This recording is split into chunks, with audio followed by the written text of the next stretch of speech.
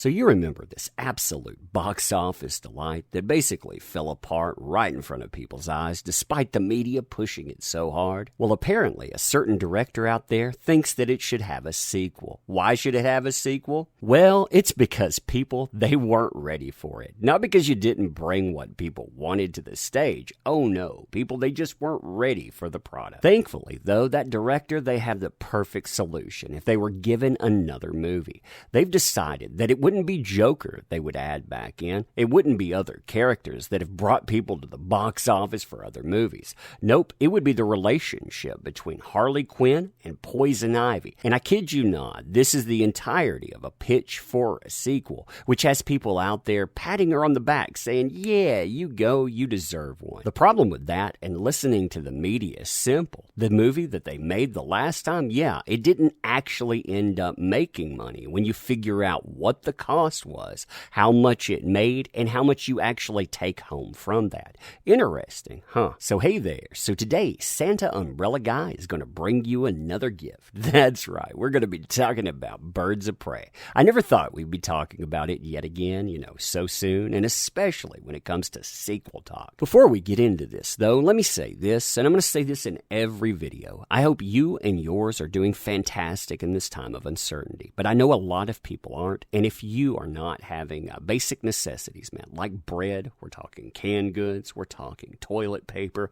formula, and on, make sure that you help. Ask someone like myself. If you find that you can't get anyone else to, I'll try to direct you to something that'll help, or I'll try to directly help. Because you know what? From my family to your family, we are all in this together, and I hope that we can basically help one another in this time of need. Now, personally, I thought that this subject had been put to sleep until I started seeing articles coming out 2 days ago talking about how this movie had come together, how the director wasn't happy that it was called a flop so early, and how the director had great ideas for a sequel despite all of the issues that this movie carried with it and more. So out of all of those articles, The Hollywood Reporter is the one that actually puts together a pretty thorough interview, and well, they make a lot of excuses for the movie. For example, both interviewer and interviewee think it is an unfair comparison to talk about money made. There's always some type of excuse for it. This kind of stuff, it gets on my nerves too.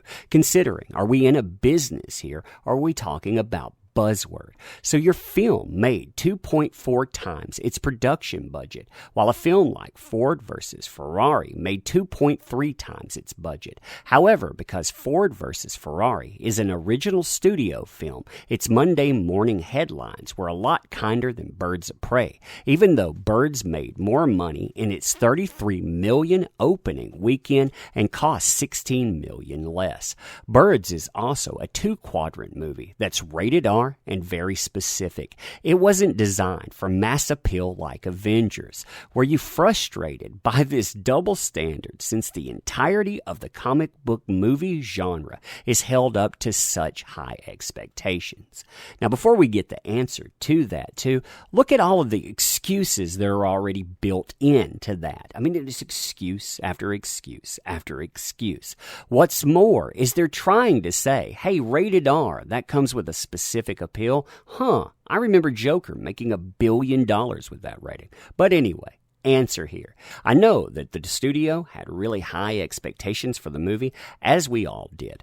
There were also undue expectations on a female-led movie, and what I was really most disappointed in was this idea that perhaps it proved that we weren't ready for this yet.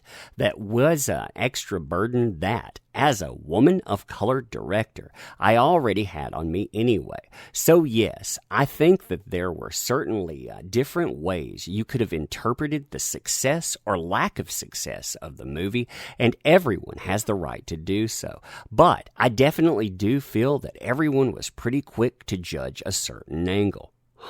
Success. So when we're talking success in mainstream Hollywood, we're not talking buzzword, we're talking box office, how much money that you make. So when we're talking about Birds of Prey, we need to know how much money it needed to make to break even, which would have been a production budget of $82 million, and double that is usually a good estimate when we're talking about advertisement.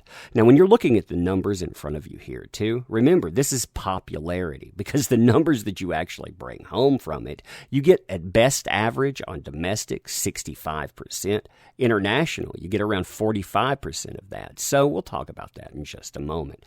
Domestically, though, $84 million in change. Internationally, you get around $114 million in change for a worldwide box office total of $198 million in change. Now, those numbers that we covered, that's popularity. The reality of profit, yeah, you're not going to take all of that home. What you typically look at is around 0.65% of the domestic box office, around 0.45% of the international box office. And when you figure that up, you can again see those numbers here. We're talking $54 million in change, $51 million in change for a worldwide box office total, about $106 million in change, and that's best case scenario. Doesn't sound that good, does it, when you're talking about 160 plus million that you need? Now, additionally, in the interview from The Hollywood Reporter, she talks about her past life as a journalist and how she carried that over into filmmaking. Quote, "The journalism doesn't go away. It manifests itself in filmmaking. I think I learned so much about how to sell a story and articulate it in a way that's very compelling to people through journalism. I'm always interested in how anything interacts with the world at large and what makes it relevant and newsworthy. And there was that in Birds. What I really gravitated to and what I wanted to make sure was happening was showing these women who were flawed. They get to be anti-heroes. They get to make mistakes. They get to be annoyed sometimes or hesitant. It felt like an appropriate time to hold a mirror up to society and post #me, the rest of that world, where we start to have more conversations about the way women are represented on the screen, the way they are not, and the role of women. To me, there's a certain relevance to the story being told right now and the symbolism on the way these women work. That really spoke to me. Now, when I see stuff like that, and again, combined with other statements, I always wonder, do these folks forget what they're making here? Because we're not talking about a documentary or an expose. We're talking about an escapist Harley Quinn movie. You saw how Joker, for example, it dealt with mental health issues. I mean, they're there, they're apparent. I mean, they're pretty much transparent.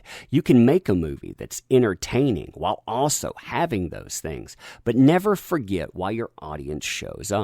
And this, it sounds like, went out to make a movie about something else first and inserted Harley Quinn instead of the other way around. What's more is normally banner like that isn't aimed at the audiences that put in, say, a 78% score out of 15,696 verified users. It's aimed at critics. Now, the critics in here, interestingly enough, they have the exact same score as the audience. And when you look at how this message lands, does it really? Does it resonate? What's more is we found out the pitch for this, it came with specific agenda. It came with a political agenda. It came with divisive messaging that I think a lot of people, including females, might find kind of, questionable, considering De Beers Diamond commercials, the Bachelorette proposal, Fox anchors talking about women. That's the worst embodiment of modern womanhood, not being able to find food, not having access to certain things. Yeah, those don't count at all. I mean, that says something about when you approach escapism, doesn't it? Now, all of this, of course, has not stopped this director from talking about a Birds of Prey sequel. And I find this discussion fascinating because either she is out of touch in this,